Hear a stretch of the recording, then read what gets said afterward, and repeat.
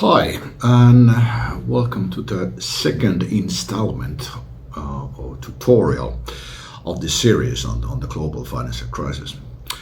I get a hint from my friend to turn the phone that is filming this intro as from from the upwards position to a vertical one. So let's see how this works. It's been a and actually I just realized I forgot to mention in the acknowledgement, but I got the idea to do this lecture from a young analyst that is working with us on the global financial crisis, Mate Shuto, and so thank you for this idea. But it was rather perplexing. I have published even a small Twitter feed on this a few weeks ago. Now also made a kind of deeper analysis on the coincidence of the timelines in my newsletter also a few weeks ago. So it has been rather perplexing to notice that the timelines do coincide in accuracy that really wonders me at the point. So you will see soon enough. But also it's few things giving lectures is the best way to learn. And since the past lecture, I now when I prepared this, I understood or learned few more things. And the first one is that the first global financial crisis was probably already in 1857.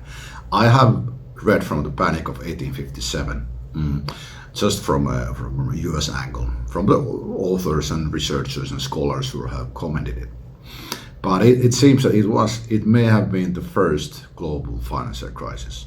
So we have had that, and then probably some other crisis in the 19th century. So this would be the global financial crisis X or something. But let's just call it global financial crisis 2.0 for now, because the other crises have a different name. The 1930s naturally is known as the Great Depression, which is kind of misleading because it was a major banking crisis. And I call the first crisis as the global orb by its other name, the Great Financial Crisis of 2007-2012. And many other scholars do not make this distinction. They say it's a financial crisis from 2007 to 2008 or 2007-2010. But the fact is that the European debt crisis, which was actually a banking crisis, followed almost directly after the first part of this financial crisis was over, and it is directly related to the first one. So I would say that the first, but the global financial crisis ran from 2007 till 2012, and it's possible that I have to give an individual lecture also on the GFC 2007-2012. But now I just concentrate on the timelines. And more, this lecture also is kind of an introductory piece to financial crisis in general. And the idea is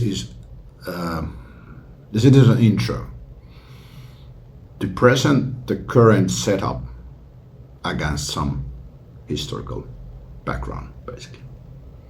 So, and I hope that opens up a bit more on financial crisis in general. But I think the third installment or the third tutorial, or not tutorial, this will be in it I will deal with financial crisis more broadly. There have been over 3,600 views on the first lecture, which is really nice for a first lecture in just 6 days, and I thank you all for watching and sharing, liking and commenting. However, I ask that you pose questions on the comment section. I just The reason there were just one or two, and they were not directly related to the actual lecture. And I know I've given quite a few lectures, both online, offline, also so live lectures. And I knew that the first lecture was not so good. That it left some questions, I'm sure. So, and I do wonder because usually, at least in Finland and in Europe, actually, it usually takes about 2 to 3 lectures before you get students commenting. You're not interacting, and I do wonder, is it the same here that we have to go maybe through 3 lectures here and then you really start to ask questions? But let's see. But anyway, please ask questions. All clarifying questions are welcomed, and there is never a stupid question. But okay, let's go and see how the timelines coincide. Okay, one comment I received, it was about the audio, and I don't know. If you notice, there may be a difference between the intro, which is recorded through phone using the same mic, and this. But I think it's not about the mic, because I have been using this also on television interviews, and there has never been any issue with the voice. So it's probably on the audio setup. But let's see if it's better this time. I adjusted it a bit. So let's see how this goes. And maybe another thing too. There was one comment about editing the lectures a bit, but I don't really believe in editing lectures. They are creatures of time, let's say. So I just they come as they come with the errors and all, and I think that makes every lecture unique. So, and I always try to make the lectures, if I giving the same lecture in several places, for example, I try to make them a bit different each time, because the rehearsal really if you have gone through the same lecture several times, you lose kind of the innovative or danger part of it. So, and which keeps it, I think, more alive. So yeah, I won't be doing any editing on these videos. I might take a short pause if the lecture is very long, but otherwise I consider that these should go as they flow. Okay, just a few words if you haven't seen my first lecture or know me previously. My main position now is as a CEO of GNS Economics. We are a forecasting macroeconomic agency. I also hold the title of Associate Professor of Economics at the University of Helsinki. And the funny thing is that I just hold the title. I don't work there anymore. Let's say that we're not in very good terms with the University of Helsinki, because they don't really. I've been a very critical voice during the past 3 years, and the University of Helsinki has drifted far away from being a beacon of free speech like universities should be. But anyway, I still hold the title, and all the research I publish actually go to their records now. Still, so there's no point of holding a grudge, basically. So yeah. Okay, but I have about 15 years in academic and 10 years of market analysis experience. My academic research concentrated on economic growth, income inequality, and economic crisis. Economic crisis came into a research agenda during the 2008 crisis, actually. So, but this is the study I have continued after leaving academia in early 2018, actually. And it's still very much ongoing. We're actually planning to start one academic paper on the current crisis, and hopefully we get it off the ground during the next in next month. But anyway, I've been dealing with crisis for quite a long time. And yeah, Genesis Economics, we founded in late 2011. It's a side job for all of us to begin with, and since 2018 we have been doing this as a well, I have been doing this full-time job, and we're really growing the company now. We have currently 5 partners with 2 PhDs in economics, and we specialize in economic forecasting, analyzing economic and political risks, and guiding our customers through the crisis. So we have several preparation reports which you can find on our website. Just Google Genesis Economics. Oh, actually, it's better just Genesis Economics newsletter nowadays. You can find it. We're much more active there, and we have to remake our homepage at some point. Okay, but now to the topic at hand. I found this really nice collection of headlines from the archives of Financial Times. These run from the biggest one here is on Sunday, or the weekend version of Saturday, Sunday, 11th and 12th of October. The one on the left, the credit panic hits historic levels. This is from Thursday, 18th, I guess. Was it 18th? Yeah, 18th of 2008. And here on the right, we have weekend special on the 20th and 21st of September. And I think these few headlines tell it all. It was a massive shock. The panic in financial markets was huge, and it's reached its pinnacle in mid-October, which is basically says that market crash shakes the world. So there were really drastic falls.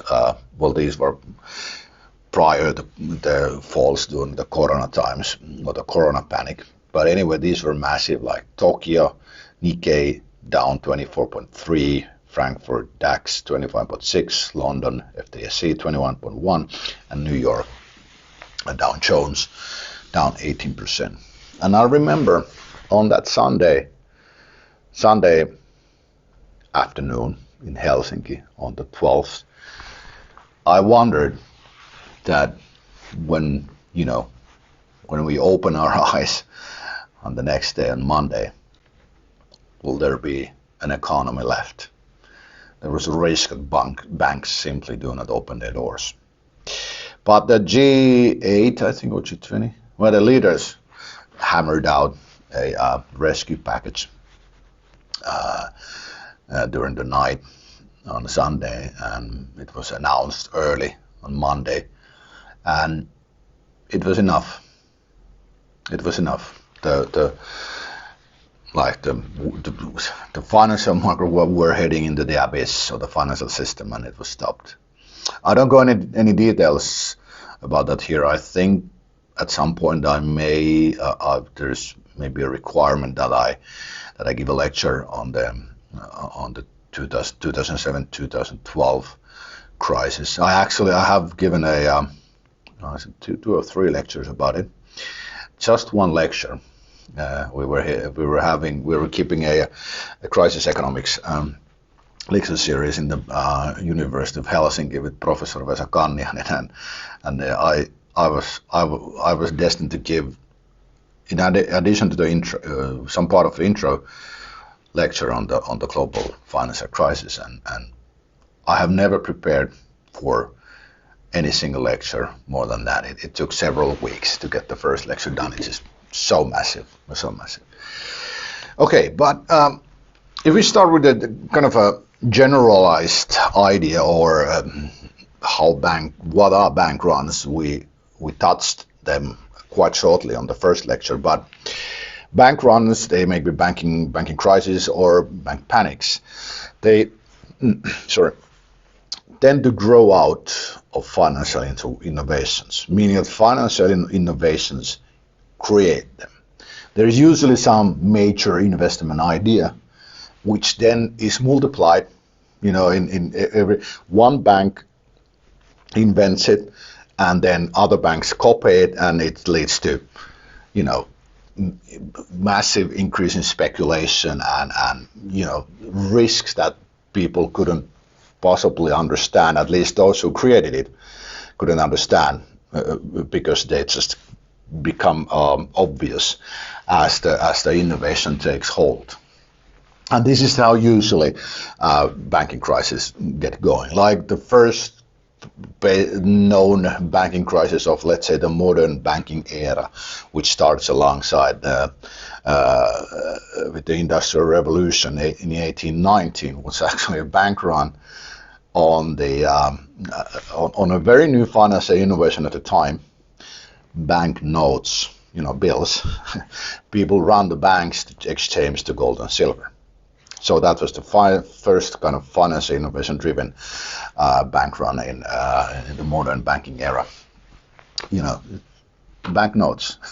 So this is how we have, moved through history. However, like I explained in the earlier lecture or the first lecture, recently, just now, banking crisis, the bank runs have been caused by serious regulatory failures, serious failures of the authorities. And that is why people claiming, those analysts and economists who demand for more regulation to fix this crisis, they don't really know what they're talking about. Because this is a regulatory-driven crisis. I'll explain it in a bit more detail shortly. But in general, Jerry B. Gorton, which is kind of a very well-known scholar of financial crisis, he basically invented the field of how to statistically analyze the predictive factors of financial crisis, which I also have one paper I presented in the earlier lecture, or the first lecture. He describes financial crisis as an event where holders of short-term debt issued by financial intermediaries withdraw en masse or refuse to renew their loans. Well, in plain English, this means that there's three options. Depositors withdraw their money from the bank, investors sell bonds and stocks of the bank, and three, other financial institutions refuse to provide funding for the bank or they try to get their funding back.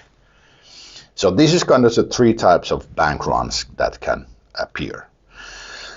Usually the first one has been defined as normal in the sense that people make queue on front of a bank and to withdraw their deposits to cash. And two of the latter has been called as silent bank runs because you cannot observe it. Investors just sell the bonds of the bank in markets, and in an even more opaque environment, other financial institutions refuse to lend to the bank. This basically happens in the interbank markets.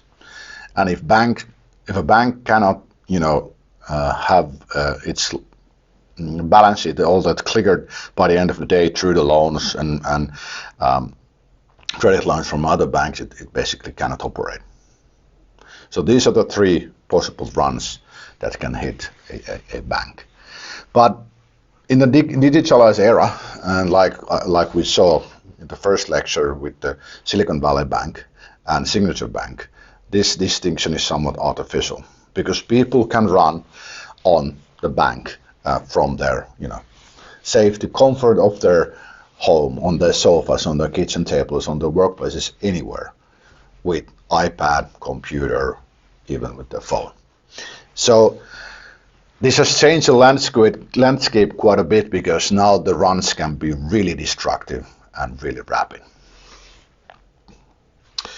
And in general, bank runs can be nationwide or global, then they're called systemic. They can be regional or bank specific. And what we have now seen is bank specific runs which threaten to go regional or nationwide in the US, and basically the failure of Credit Suisse would have probably led to a global banking crisis or bank run. But those were stopped for now. Okay, So the first, or the GFC 1.0, like I like to call it, how was it? How it came to be? Well, it was classical. There was a financial innovation behind it. They financial teams in JP Morgan actually they created this collateralized debt obligation. It revolutionized the hedging of loan risk of banks. The idea was that they create an outside balance sheet vehicles, which were called, for example, like structured investment vehicles, to buy and bundle the loans to a CDO and sell those, let's say, income brackets or tranches, which were called junior, mezzanine, and senior, to investors.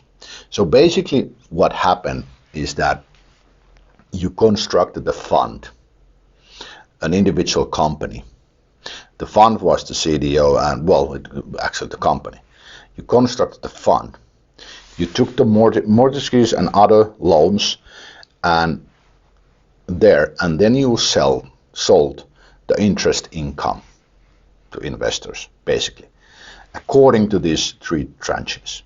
So in junior, the senior was the highest quality tranche, and it was assumed that it's the default on those income streams would be very low. Mezzanine was a higher risk and junior was the highest risk. And yeah, it worked perfectly in theory, at least. And one thing you have to understand that I gave a whole lecture about this, and I could have given a lecture series about this.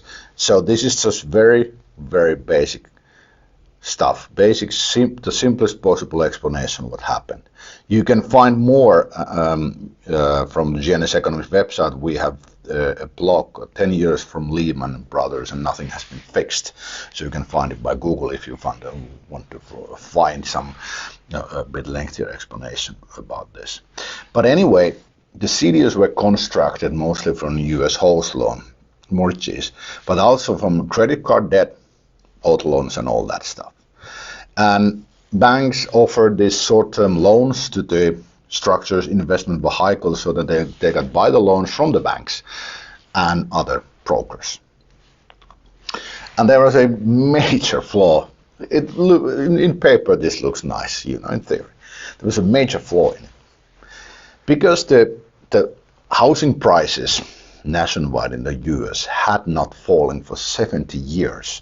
There was no data how the loans would behave, housing loans would behave in serious downturns. So the actual, like what the CDO comes from, it comes from credit default swaps.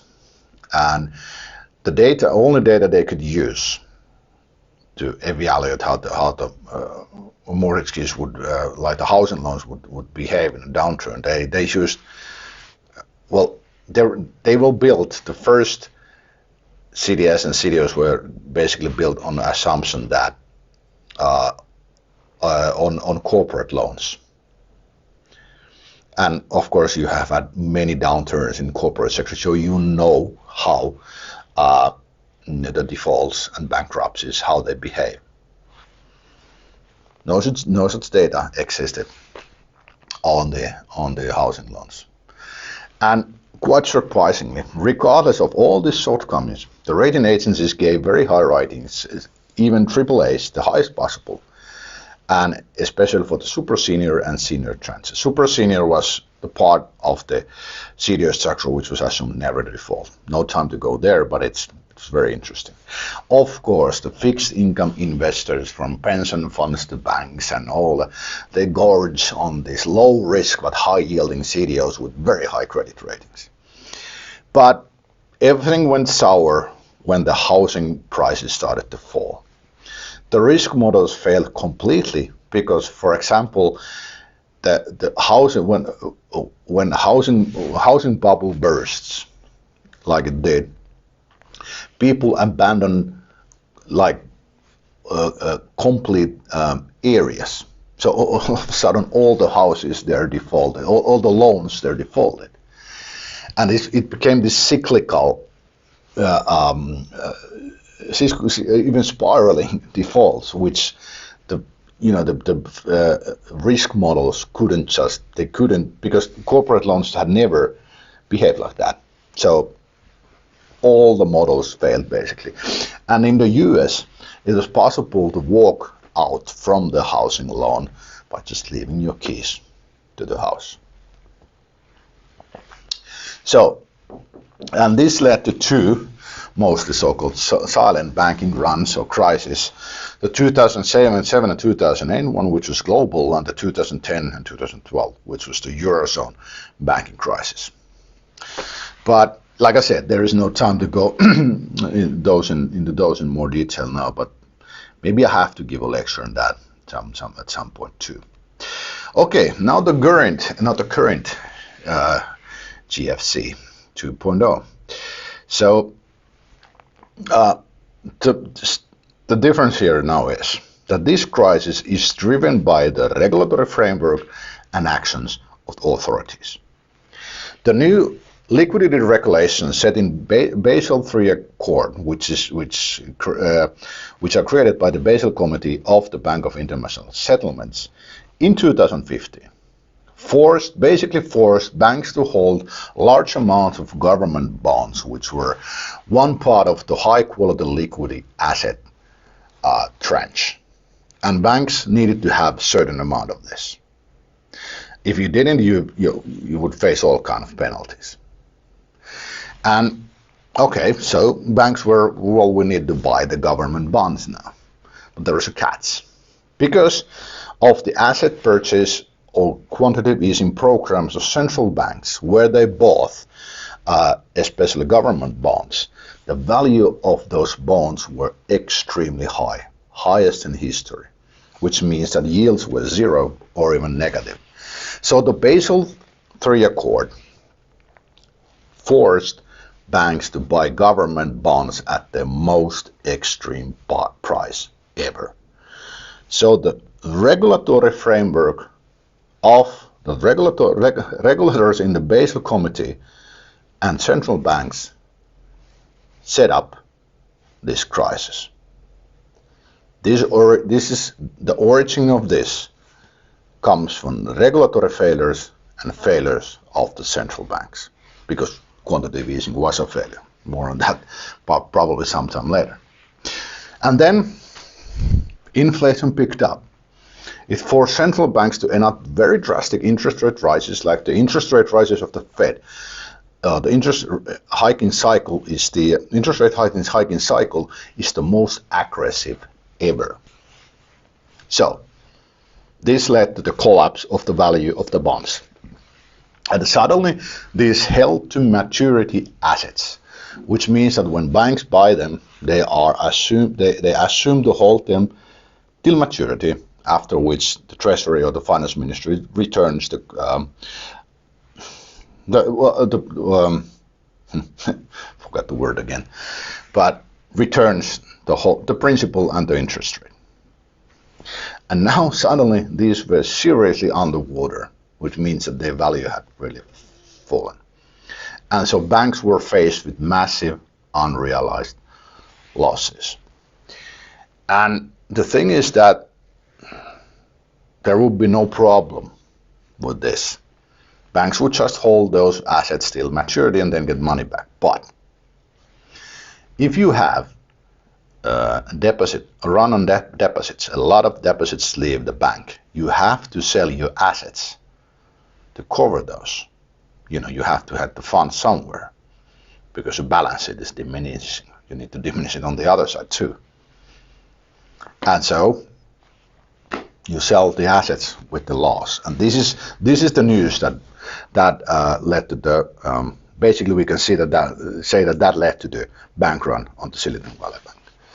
But anyway, these actions were followed by the drastic corona policy failures. So when the coronavirus spread, and most likely from a lab, I just read 2 days ago a Wall Street Journal piece from the congressional research that concluded that the virus most likely, or likely was it, originated from a lab in Wuhan. So that's one other conspiracy theory confirmed. Okay, when it spread there was a kind of a globally coordinated response of governments to enact lockdowns of the economies. So societies were shut in an effort to slow the spread of the virus with drastic consequences, because they led to the most sudden and brutal government-induced global recession in history. The falls in the GDP are just astonishing, really brutal, like you could straight down, several percentages just dropping, I think over 12 even, over 10. And of course, when you shut down the economy, that happens. The economy stops functioning and GDP falls, because gross domestic product just measures the services and commodities in the production of those in an economy. So to cope with this, governments enacted these exceptional stimulus measures, and the central bank stepped into the capital markets to support basically everything. The US federal government enacted fiscal stimulus measures of over $5 trillion, of which some are still ongoing. So they're still getting, it's a very small share, but the companies are still receiving this money. And as very astonishingly, the balance sheet of the Federal Reserve grew from around $4 trillion to over $7 trillion in just 4 months. And these policies created the gargantuan increase in the US demand deposits, which grew from about 1.5 trillion in early 2020 to over 5 trillion at the end of 2022. So first you had the regulators to force banks. The regulators forced banks to buy government bonds. Central banks pushed their prices to the highest level ever, and then corona policies pushed vast amounts of deposits into the system, especially in the US. This is completely authorities-driven banking crisis we're facing. This was done, whatever is coming, this was done by the authorities and by those who regulate banks. Everyone should understand this. The solution to this is not more regulation. It's not more central bank controls, because they created this. If you don't understand anything else, all these lectures, understand this. Authorities caused this crisis. Okay, now the timelines. Where everything started. Well, with the first one, it was the housing collapse, or housing bubble collapse. So this is the figure of S&P Case-Shiller U.S. National Home Price Index, running from beginning of 1987 till just I think it was February this year. And as you can see, housing prices grew rather rapidly till about mid 2006, and then started a decline which ended only in 2012. And this is what started it, because suddenly the CDOs and the housing loans, the more housing loans in the CDOs started to lose value. And because the defaults appeared in a manner that the models couldn't predict, suddenly those there was several defaults in the same CDO, which caused the income stream, interest rate stream to collapse. The values of them collapsed, and because banks had bought them as a AAA, and many pension funds had bought them as AAA, they were the highest category, where even if the asset value drops by 2%, it's a catastrophe, and these dropped by over 10%. So suddenly the collateral base, all that vanished, and all the hundreds of millions or billions worth of this losses from the CDOs, from the off-balance sheet vehicles, they head back to the investment banks and banks. and the crisis was there. This is very, very short explanation of it. So that was the beginning of the GFC 1.0. Okay, the GFC 2.0 started from this. So this is the US Consumer Price Index, CPI, 12-month change, running from January 2010 till March 2023. And as you can see, there's a massive jump in the inflation rate starting from around April 2021. And this is something I want to also comment. This was not, and the red line here is the start of the Russo-Ukrainian war. This inflation crisis was not caused by the war. It was caused central banks and the lockdowns. And the thing is that inflation dynamics are rather simple. It's all about demand and supply. You know, if there's too much demand, aka too much money in the economy, chasing too few goods, their price start to rise. Goods and services, their price start to rise. And this is what happened when the corona lockdowns, the lockdown the economy, but then provided massive support for the companies and households to keep buying stuff. And in the US, for example, because the service sector was closed, they bought stuff from China. And so they had a massive inflation in the goods sector, import sector, importing from China, while the service sector was in deflation. And inflation Gauges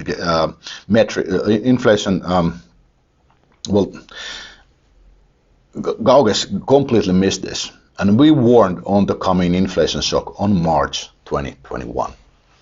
IMF had some earlier warnings of that things may not go well in November 2020, but we warned that there's an inflation shock coming in March 21, and it hit hard.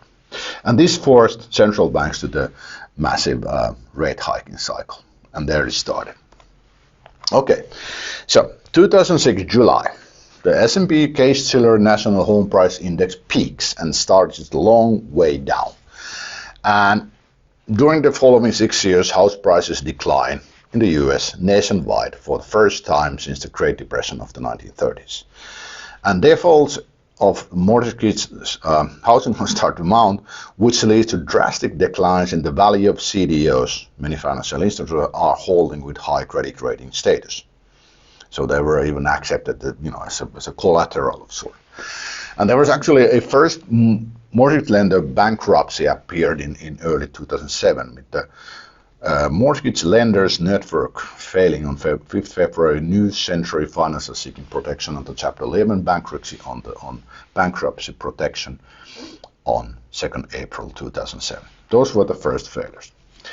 Okay, so in 2021 April, the US Consumer Price Index grows by a shocking 4.2% year over year, starting its long acceleration, forcing the Federal Reserve to start its most aggressive hiking cycle ever in March 2022. Please notice that it took a year for the Federal Reserve to act. If they would have started to raise rates in let's say May 21, June 21, in a slower pace, we probably would not be here. So this is once again a regulatory failure. And other central banks quickly followed as rapid inflation became a global phenomenon. And yields of government bonds rally accordingly, and which means that their values collapsed, like I explained in the first lecture. Okay, so in 2007, on 30th of September, the British broadcasting company reveals that the Bank of England has secretly given 25 billion British pound liquidity support to mortgage lender Northern Rock, which led to a run on the bank the next day. This was the first run on UK bank since 1966, when Overend Gurney, which is actually a bill broker, was heavily involved in the railway boom failed or faced a run. It stopped its operations basically. And yeah, so there was a long time between bank runs in the UK. So not completely similar thing, but still in 2022, the 20th of September, like I explained in the first lecture, the Bank of England steps back into the falling gilts market to stop a massive margin call threatening the British pension funds. And the thing is that if these liability-driven investment funds, which I explain on the introductory text of the first lecture, I explained it in a detail. If they would have gone, British pension system would have followed, and there would be a massive fire sale of all kinds of bonds, and basically the banking system, financial system would have most likely collapsed. So the Bank of England had to work on both of these occasions to kind of stop the run, although in the first one it actually then caused the run, but it was stopped, and only later Northern Rock failed. So 2007, 27 November, the Sovereign Wealth Fund of Abu Dhabi buys $7 billion worth of shares of US banking giant Citigroup. This made it the bank's largest shareholder. In 2022, 27 of October, the Saudi National Bank takes 9.9% stake on the Swiss banking giant Credit Suisse. 2008, 22nd February, the British mortgage lender Northern Rock is nationalized. And on 12th March 2023, the Silicon Valley Bank is taken over by the Federal Deposit Insurance Corporation, and its deposits are transferred to Deposit Insurance National Bank of Santa Clara. 18th March 2008, the Fed enacts its primary dealer facility, a primary dealer credit facility through which all primary dealer banks can borrow from the Fed. Primary dealer is basically a bank which has a federal mandate to operate, to make market operations, to buy and sell with the New York Federal Reserve handling this. So they kind of deliver the decisions of the Federal Reserve into the markets through the New York Fed. 13th of March 2023, the Fed announced the Bank Term Funding Program, where the Fed provides loans to all deposit-taking institutions against good collateral. No upper limit is set. So basically, the first one, the 2008 primary dealer credit facility, tried to stop the run on the primary dealer banks, but only in the investment bank community, because the primary dealer banks, they could borrow all the money they want, and to keep them solvent or keep them operating, the Fed thought that okay, the crisis can be stopped. In March this year, the Bank Term Funding Program was basically an effort to stop the bank runs, because now banks can borrow all the money they want against good collateral, which is negotiable. And both of these operations fail to address the main problem, which in 2008 was that the CDUs had lost massive amount of value and there was a hole in the balance sheet of many investment banks. This year, 2023, problem is that there's so much deposits in the banks, and they can be withdrawn with so little notice and in so massive way at all, no bank can survive. It's just, if someone like with the Silicon Valley Bank, the depositor tried to withdraw 81% all the deposits in just 2 to 3 days. Just think if any company would lose close to 80% of its balance sheet in a matter of days. No one can survive on that.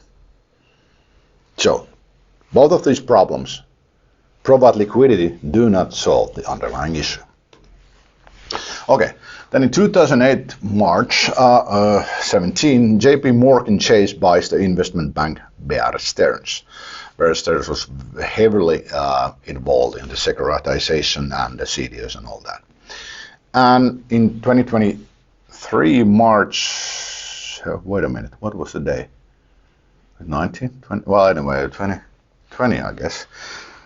UBS buys Credit Suisse with $3 billion. A bargain, let's say, because the Credit Suisse held it had assets, was what, $560 something billion dollars worth. So yeah, it was a bargain. Shotgun marriage.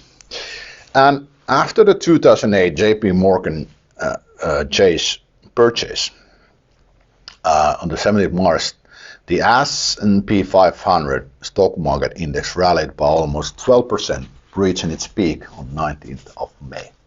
Then it started a long way to the bottom, which was reached on the 9th of March 2009. And I remember this very, very good because in January 2008, I had shorted through a fund, fortunately. I've shorted the US stock market with all the money I had and could borrow. And this period from March till May, mid-May, was really grueling because I thought I had got it all wrong. Like I had been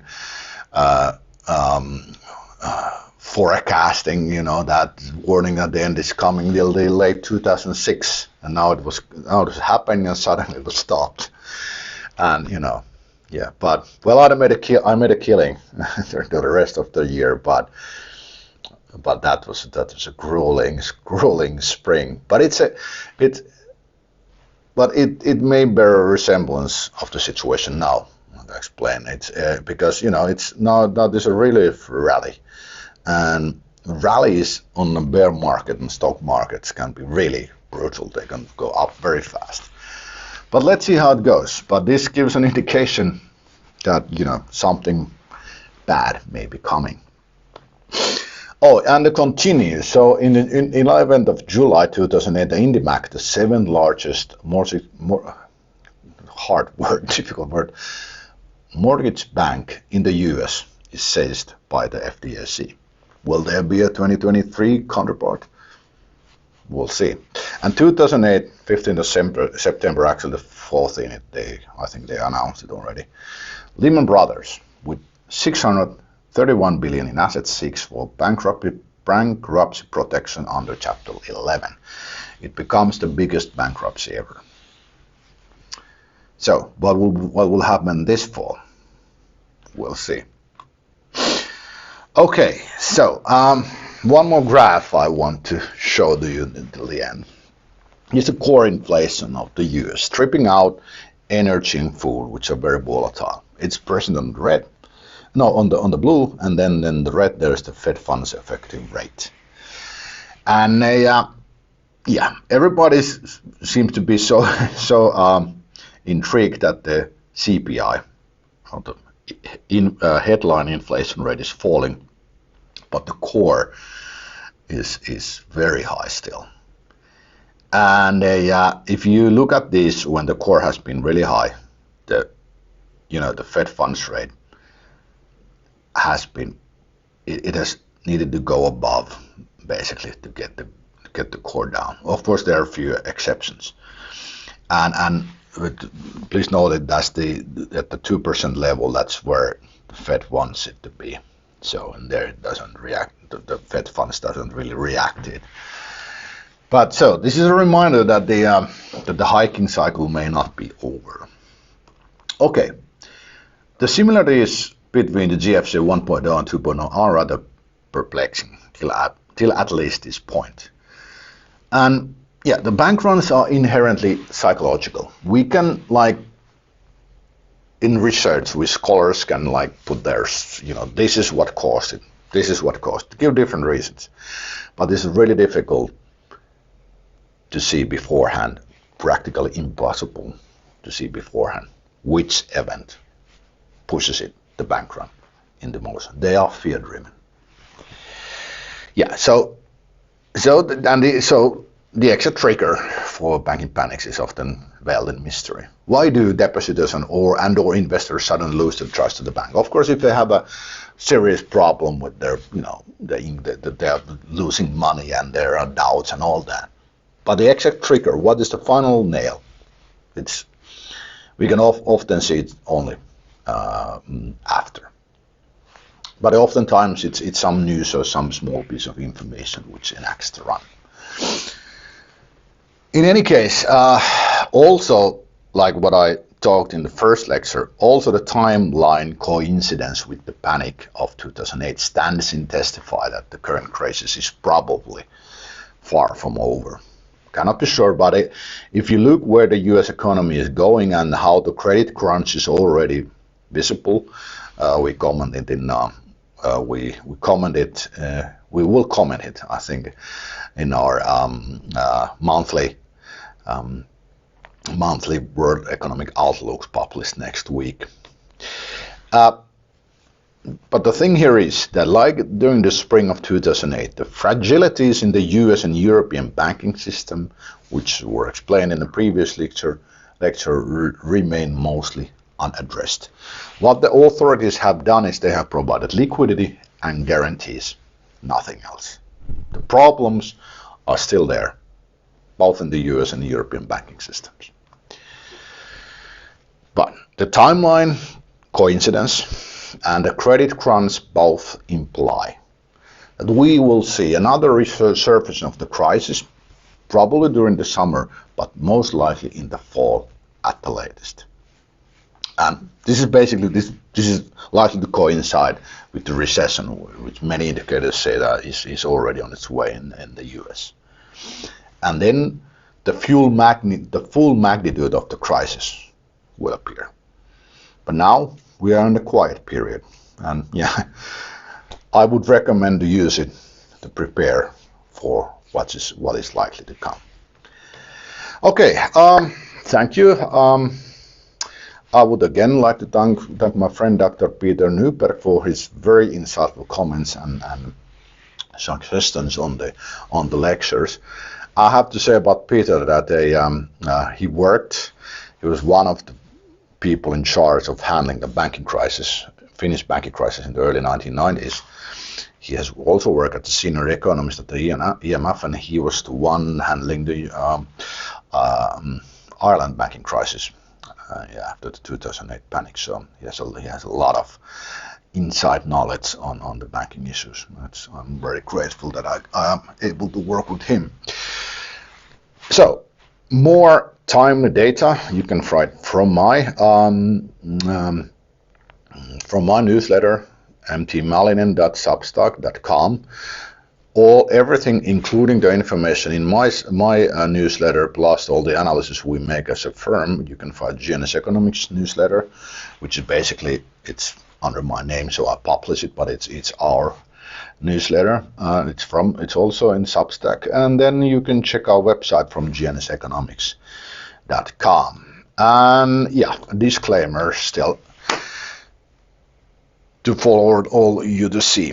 So thank you again for listening, and now I really hope that you pose some questions so that I know from what angle, for example, I should take for the next lecture, which probably considers banking crisis in general.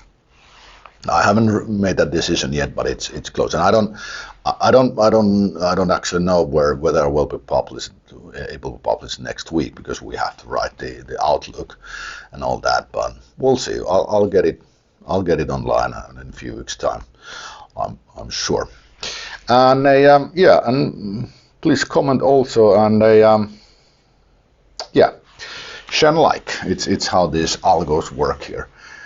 But anyway, I think this was it, and hopefully you have learned again something new on what's what's going on and what has happened. And